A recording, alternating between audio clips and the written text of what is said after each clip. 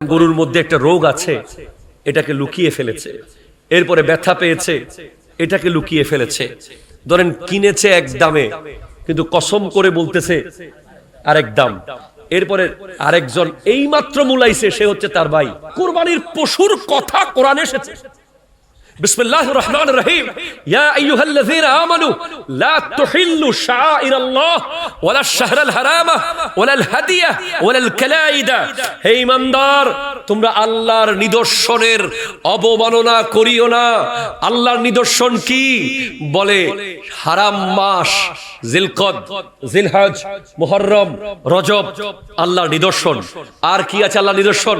বলে ওয়ালাল হাদি, কোরবানির পশু হলো আল্লাহর নিদর্শন। একটু জোরে বলেন না সুবহানাল্লাহ। বলে শুধু কি কোরবানির পশু আল্লাহর নিদর্শন? বলে না, ওয়ালাল কালাইদা, কোরবানির পশুর গলার মধ্যে যেই রশিটা আছে, ওই রশিটাও আল্লাহর নিদর্শন। আমরা দেখতে পাই কত রকম দুই নাম্বারই চলে, মিথ্যা কথা, কত রকম করে ব্যবসা চলে। বলে যে ঘরের গরু। কোথাকার গরু? আরে গরুটা তো ঘরেই ছিল, ভারতে থাকলেও ঘরেই তো ছিল, ঠিক কিনা জোরে বলেন না? তারপরে এটা যদি কুষ্টিয়ায় থাকে, তাও কোথায় ছিল? ঘরের গরু।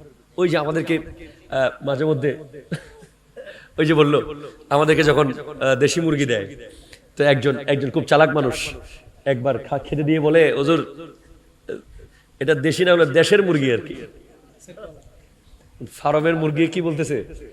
দেশের, মানে দেশের ভিতরে তো আছে এটা। তো এরকম আপনারা দেখবেন যে কোরবানির পশু বিক্রি করার সময় একদম ডিরেক্ট মিথ্যা কথা। উনি এনেছেন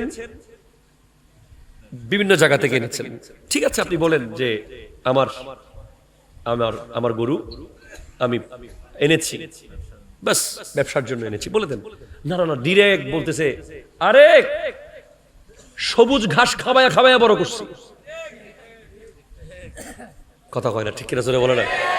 অত জীবনে গরুটাকে দেখেও না কোনোদিন, আসে না নাই? কথা জোরে বলেন। আর কি কি বলে? ও আচ্ছা, আরেকটা নাকি শিক্ষিত গরু। ওই পুরান ঢাকায় দেখলাম যে একজন রমজান মাসে ছাগল বিক্রি করতেছে, তো সে বলতেছে শিক্ষিত ছাগল। জনগণ জিজ্ঞেস করছে কেমনে? বলে স্কুলের আশেপাশে ঘাস খাইছে। কোথায় ঘাস খাইছে? স্কুলের আশেপাশে। তো এই আরো অনেক টেকনিক আছে। ধরেন গরুর মধ্যে একটা রোগ আছে, এটাকে লুকিয়ে ফেলেছে। এরপরে ব্যথা পেয়েছে, এটাকে লুকিয়ে ফেলেছে। ধরেন কিনেছে এক দামে, কিন্তু কসম করে বলতেছে আরেক দাম। এরপরে আরেকজন এই মাত্র মুলাইছে, সে হচ্ছে তার ভাই। কথা কোন ঠিক কিনা জোরে বলেন না? এই মাত্র যে মুলাইছে সে তার কি, অথবা তার কর্মচারী। জনগণ যখন গরু কিনতে আসছে হাটে, দেখবেন ৩-৪ জন এসে হুরুস্তুর মুলাইতেছে, আরে দিয়ে দেন। কথা কোন ঠিক কিনা জোরে বলেন? এক এক থাপ্পড় মারতেছে গরুর পিছনে, মনে হচ্ছে এই মাত্র নিয়ে যাবে, ট্রাক রেডি। এখন ওই বেচারা যে আসলে কিনতে আসছে, সে বিশাল চিন্তায় পড়ে গেছে, কিরে বেড়া কি চলতেছে? বলে না না, মুলাইতেছে বেশি, হবে না। ওই বেচারা তো টেনশন। ওই যে আপনি দেখবেন হাসপাতালে যখন বাচ্চাদেরকে সিজার অপারেশন করানো হয়, তখন একটা সিচুয়েশন ক্রিয়েট করা হয়, কি বলে? তাড়াতাড়ি বলেন, মা বাঁচবে না বাচ্চা বাঁচাবো?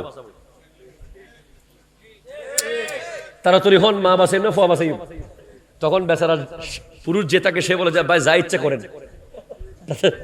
কাকে বাঁচাবেন তাড়াতাড়ি বাঁচান। তো এই ধরনের সিচুয়েশন ক্রিয়েট করে ব্যবসা করা, একটা পরিস্থিতি তৈরি করে ফেলা, একটা সিচুয়েশন তৈরি করে ফেলা, এই ধরনের কেন করতে হবে? আপনি হালাল ব্যবসা করুন। আপনি আজকে দিনে দেখবেন বড় বড় মাছ ব্যবসায়ী সমাজে আছে, সারা জীবন লুঙ্গি ফাটা। কথা কয় না, ঠিক কিনা বলেন? এখানে নাই আর কি, বহুত জায়গায় আছে দেখবেন, মাছের পেটির কসম, মাছের লেসের কসম, মাছের কানের কসম, তারপরে ধরে মাছের শিলের কসম, পাল্লার কসম। বলে এই মাত্র নদী থেকে এই রুট এখন গেছে, 30 সেকেন্ড আগেও নড়ছিল, আপনি আর 30 সেকেন্ড আগে আসে নড়াচড়া পাইতেন। কথা ঠিক কিনা? অথচ এই মাছ উনি এনেছে নদী থেকে 6 মাস আগে। কথা ঠিক কিনা বলেন? এই যে মিথ্যা প্রতারণা, এইভাবে আপনি দেখেন আজকের দিনে ঘরগুলোতে বড় বড় আলেম তৈরি হচ্ছে না, কথা কোন না ঠিক কিনা জোরে বলেন। ভালো হাফেজ তৈরি হচ্ছে না। মাদ্রাসায় দিলে সে মোটামুটি কোনো মতে মাইট টাইর খায়া 6, 7, 8, 9 তারপরে সে নাই আর নাই। ভালো ইমাম তৈরি হচ্ছে না, ভালো খতিব তৈরি হচ্ছে না, ভালো মানুষ তৈরি হচ্ছে না। কেন হচ্ছে না? কারণ পেটের খাবার যতদিন শুদ্ধ হবে না, খানার মধ্যে যতদিন ভেজাল থাকবে, সেই ঘর থেকে ততদিন নেককার কোনো ভালো মানুষ তৈরি হবে না। ঠিক কিনা জোরে কথা বলেন। তৈরি হবে হবে না। এরপরে আপনি দেখবেন যে 5 কেজি আম দিয়া বোনের সম্পদ নিয়ে ফেলা আছে না নাই? কয় কেজি আম? 5 কেজি হিমসাগর আম দিয়া বোন রে ফোন দিছে, বোন তোমার জন্য রাজশাহী থেকে 5 কেজি টসটসা হিমসাগর। বোন তো পুরো অবাক, কিরে গোটা জীবন ভাইয়ে কোনো খবর নেয় না, হঠাৎ ভাইয়ের ফোন এসে দেখে আসলেই তা মানছে। বোন আহা ভাই, বোন তো বহুত খুশি। বলে ভাই কি লাগবে? বলে বোন একটা সাইন লাগতো। 5 কেজি আম দিয়া 5 কাটা জায়গা, খারাপ কি? কথা কথা ঠিক কিনা জোরে বলেন। এভাবে করে দেখবেন ক্ষমতা দিয়ে জায়গা দখল আছে না নাই? কথা কন। হায় হায় হায়, গত কয়েকদিন আগে দেখলাম গাউসিয়া কমিটির ভাইয়ের একটা লাশ বের করতেছে, দেখছেন আপনারা?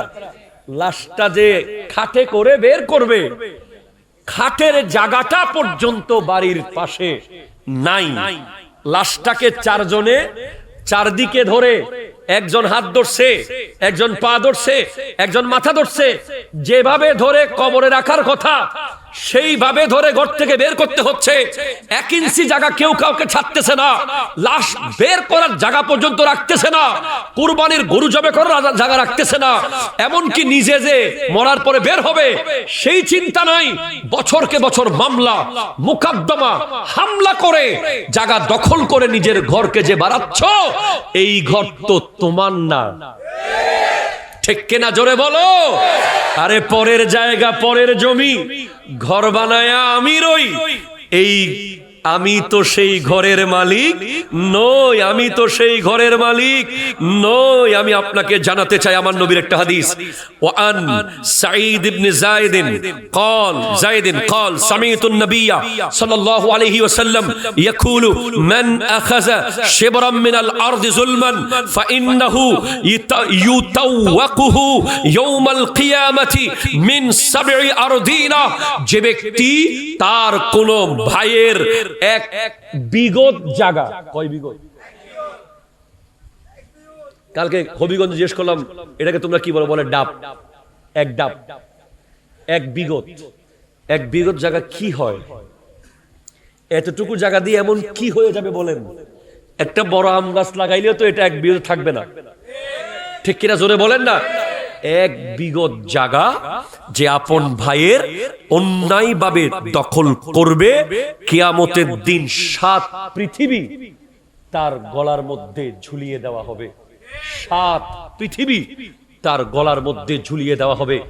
আজকের দিনে আপনি দেখেন তসবিহ পড়তে পড়তে আইল ঠেলে, কথা জোরে বলেন ঠিক কিনা। মসজিদের সামনের কাতারে নামাজ পড়ে, বিলে গিয়ে দেখা যায় আইল আগের জায়গায়।